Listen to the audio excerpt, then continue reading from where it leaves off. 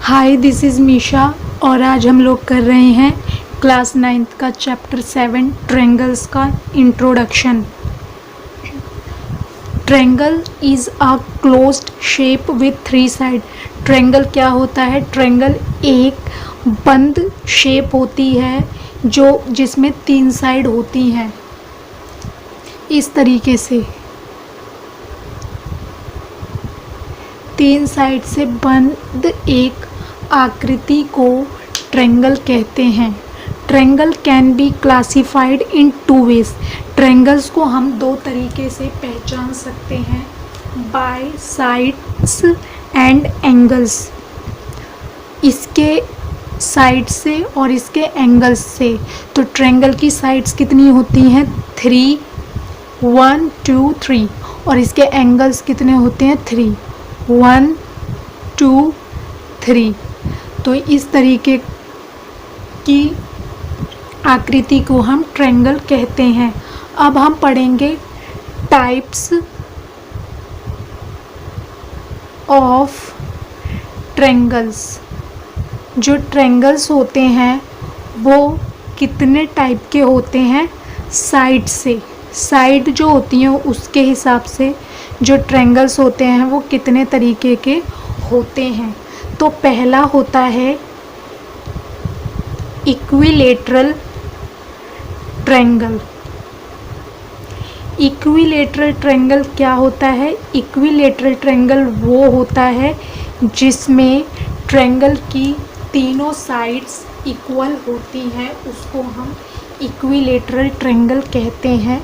इस तरीके से जैसे ये ट्रायंगल है एंड ये है 6 सेंटीमीटर, ये भी 6 सेंटीमीटर और ये 6 सेंटीमीटर।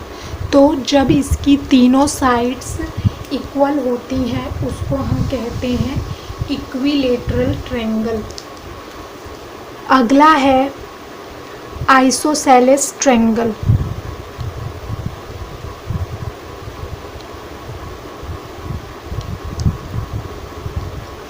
आइसोसेलेस ट्रायंगल वो होता है जिसमें ट्रायंगल की कोई भी 2 साइड्स इक्वल होती हैं, कोई भी 2 साइड्स।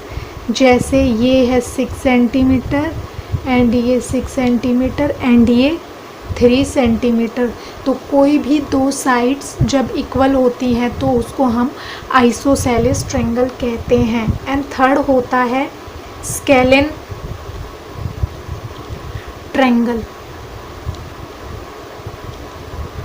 स्केलेन ट्रायंगल में क्या होता है कि ट्रायंगल की एक भी साइड इक्वल नहीं होती, तीनों साइड डिफरेंट होती हैं, तो उसको हम बोलते हैं स्केलेन ट्रायंगल। इस तरीके से जिस तरीके से ये एक साइड है 5 एंड 4 एंड 7, कोई भी साइड एक दूसरे से इक्वल नहीं है, तो इसको हम स्केलेन ट्रायंगल कहेंगे। अगला टॉपिक है types of triangles bye angle. अब हम ट्रायंगल्स को उनके एंगल्स के टाइप्स क्या क्या होते हैं, एंगल के हिसाब से ट्रायंगल के टाइप्स क्या क्या होते हैं। तो पहला है एक्यूट एंगल ट्रायंगल।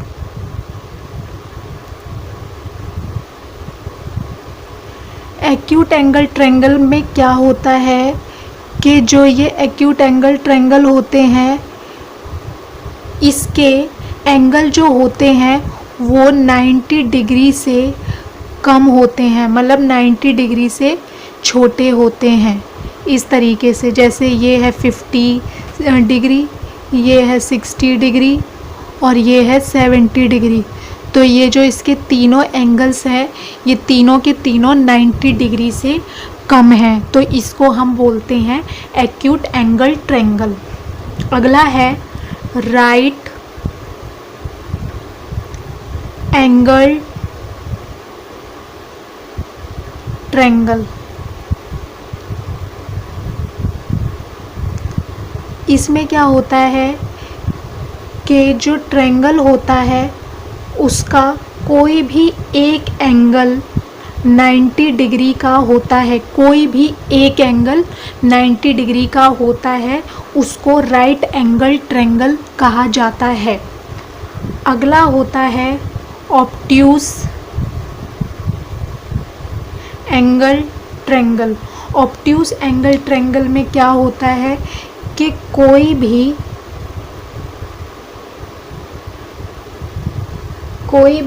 एक एंगल 120 डिग्री का होता है, कोई भी एक एंगल 120 डिग्री का होता है। ये 90 से बड़ा होता है और 180 डिग्री से छोटा होता है, उसको हम ऑब्ट्यूज एंगल कहते हैं। आगे अब हम पढ़ेंगे कॉन्ग्रुएंस ऑफ ट्रायंगल्स।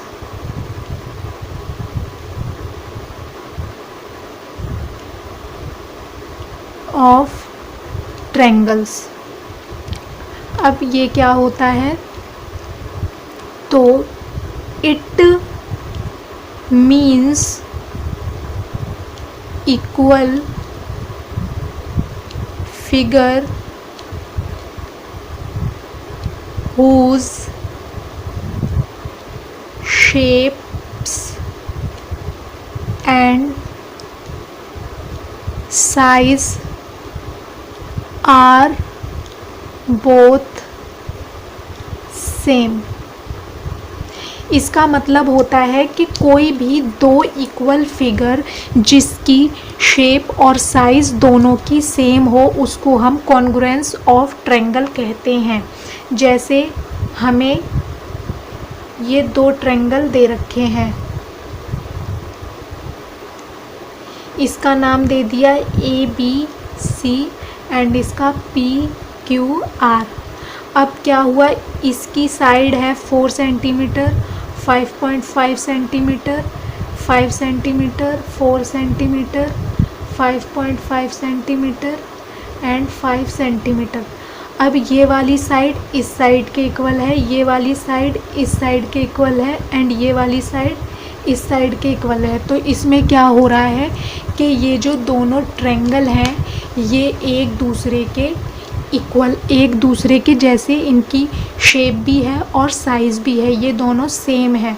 तो हम इसको इस तरीके से लिख सकते हैं, triangle ABC equal triangle PQR। और जो कॉन्ग्रुएंस का साइन होता है वो इस तरीके से हम लगाते हैं, ये होता है कॉन्ग्रुएंस का साइन। अब हम पढ़ेंगे criteria for congruence of triangle. इसका क्या क्राइटेरिया होता है, तो ये 5 तरीके के हैं, SAS, SSS, ASA, AAS और RHS। तो इसमें S का मतलब है साइड और A का मतलब है एंगल। तो अब हम इसे देख लेते हैं। SAS मतलब साइड एंगल साइड, SSS मतलब साइड साइड साइड, ASA मतलब एंगल साइड एंगल और AAS मतलब एंगल एंगल साइड और RHS मतलब राइट एंगल हाइपोटेन्यूज साइड। ये इसके 5 तरीके थे। अब हम इनको एग्जाम्पल के साथ समझ लेते हैं अच्छी तरीके से। SAS मतलब साइड एंगल साइड, इसमें क्या होता है कि दो साइड्स और एक एंगल देखा जाता है इस तरीके से। ये वाली साइड इक्वल है इस साइड के एंड ये एंगल इक्वल है इस एंगल के और ये वाली साइड इक्वल है इस वाली साइड के। तो इसको हम लिख सकते हैं triangle ABC equal congruence triangle PQR। तो ये होता है इसका फर्स्ट क्राइटेरिया। सेकंड होता है SSS, इसका मतलब साइड साइड साइड, ट्रायंगल की तीनों साइड्स इक्वल होती हैं उसको बोलते हैं। जिस तरीके से ये दो ट्रायंगल हैं, अब इसमें हमें देखना है ABC PQR। तो ये वाली साइड इक्वल है इसके, ये वाली साइड इक्वल है इसके और ये वाली साइड इक्वल है इस साइड के। इस तरीके से जब हमें दो ट्रायंगल दे रखे होंगे तो इसको हम बोलेंगे triangle ABC congruence triangle PQR। अब इसका थर्ड है ASA, मतलब एंगल साइड एंगल। इसमें हमें दोनों ट्रायंगल के दो एंगल और एक साइड देखनी है। ये दो ट्रायंगल हो गए। अब इसमें नाम दे देते हैं ABC एंड PQR। अब ये वाला एंगल है इक्वल इस वाले एंगल के, मतलब B एंगल है Q एंगल के, एंड ये वाली साइड इक्वल है इसके, और ये वाला एंगल इक्वल है इसके। तो ये हो जाएगा एंगल साइड एंगल। तो हम लिखेंगे triangle ABC congruence triangle PQR, ये हमारा हो जाएगा। कॉन्ग्रुएंस ट्रायंगल का फोर्थ रूल है AAS, मतलब एंगल एंगल साइड। तो इसमें क्या होता है कि अब हम दो ट्रायंगल से समझेंगे। तो अब जैसे हमने ये दो ट्रायंगल बना लिए ABC एंड PQR, जो एंगल A है वो इक्वल है एंगल P के, एंड जो एंगल B है वो इक्वल है एंगल Q के, और जो साइड है हमारी AC वो इक्वल है PR के। तो इसमें दो एंगल इक्वल होने चाहिए और एक साइड इक्वल होनी चाहिए, उसको हम बोलते हैं AAS एंगल एंगल साइड। तो इसको हम इस तरीके से लिख देंगे triangle ABC congruence triangle PQR। अगला है फिफ्थ रूल है RHS right angle hypotenuse side. इसमें क्या होता है कि जो हमारा एक एंगल होता है वो 90 डिग्री का होना चाहिए। तो इस तरीके से हमने ये दो ट्रायंगल ले लिए हैं, angle ABC and angle PQR। तो जो हमारा एंगल B है वो 90 डिग्री है और इसमें जो एंगल Q है वो 90 डिग्री है। तो इसका मतलब ये राइट एंगल हाइपोटेन्यूज साइड है। अब जो हमारी BC साइड है वो इक्वल है QR के, और ये जो AC है ये PR के, ये हाइपोटेन्यूज है दोनों की। ये AC इसकी है ABC की और PR है PQR की। तो इसको भी हम इस तरीके से लिख सकते हैं triangle ABC equal congruence triangle PQR। अब एक और आता है CPCT, ये भी बहुत इम्पोर्टेंट है। इसमें क्या होता है, इसकी फुल फॉर्म होती है corresponding parts of congruent triangles. जो हमारे ये हम कॉन्ग्रुएंट ट्रायंगल्स होते हैं ये उसके करस्पॉन्डिंग पार्ट्स को बताता है। जैसे ये हमने दो ट्रायंगल ले लिए, triangle ABC and triangle PQR। अब इसमें क्या है, जो एंगल A है वो इक्वल है एंगल P के, और एंगल B इक्वल है एंगल Q के, और एंगल C इक्वल है एंगल R के। अब जो इसके पार्ट्स होते हैं, जैसे AB इक्वल है PQ के एंड BC साइड इक्वल है QR के, और AC साइड इक्वल है PR के। तो इसमें क्या है, इस CPCT को रूल लगाने से पहले हमें ये ज़रूर देखना पड़ता है कि ये कॉन्ग्रुएंस ट्रायंगल हैं या नहीं है। अगर इनमें कॉन्ग्रुएंस रूल अप्लाई हो रहा होगा तो इसमें CPCT होगा, अगर नहीं हो रहा होगा तो नहीं होगा। उसके बाद अब हम पढ़ेंगे प्रॉपर्टीज़ ऑफ ट्रायंगल्स। तो इसमें सबसे पहली प्रॉपर्टी है आइसोसेलेस ट्रायंगल। आइसोसेलेस ट्रायंगल आपको पता होगा, आइसोसेलेस ट्रायंगल होता है जिसकी दो साइड्स इक्वल होती हैं। तो इसमें लिखा है angle opposite to equal side of an isosceles triangles are equal.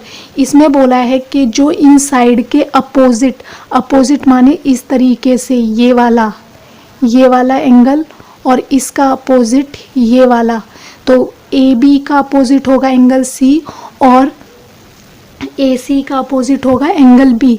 अगर इन दोनों की साइड्स, जो दो साइड्स इक्वल होंगी, उनके अपोजिट से एंगल्स भी इक्वल होंगे। इस तरीके से angle B equal angle C, ये इसकी प्रॉपर्टी है। अब अगला हमें बोला है इसी का ही, sides opposite to equal angles of a triangle are equal.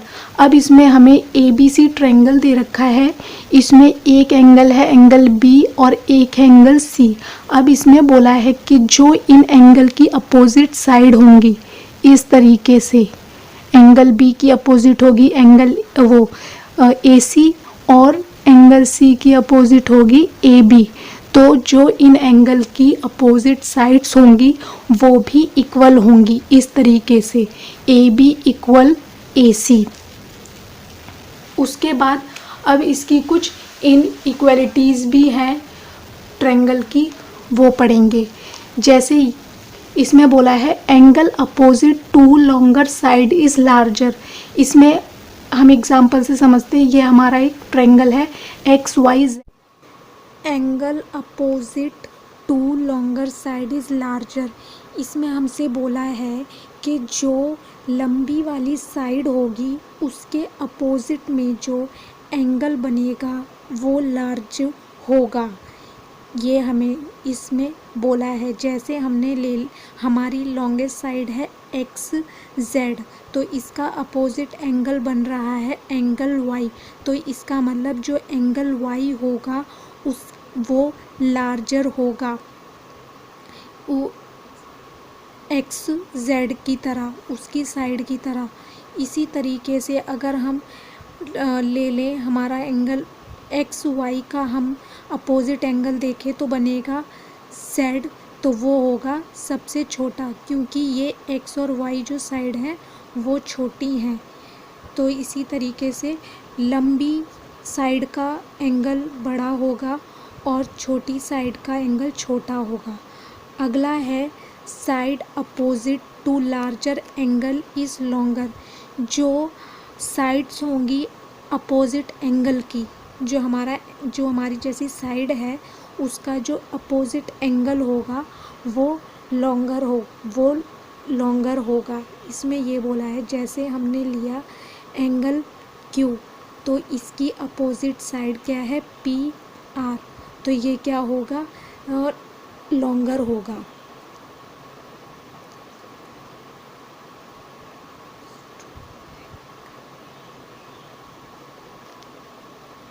इसकी अपोजिट साइड है पी आर। इसी के साथ हमारा इंट्रोडक्शन वीडियो यहीं ख़त्म होता है। हम आगे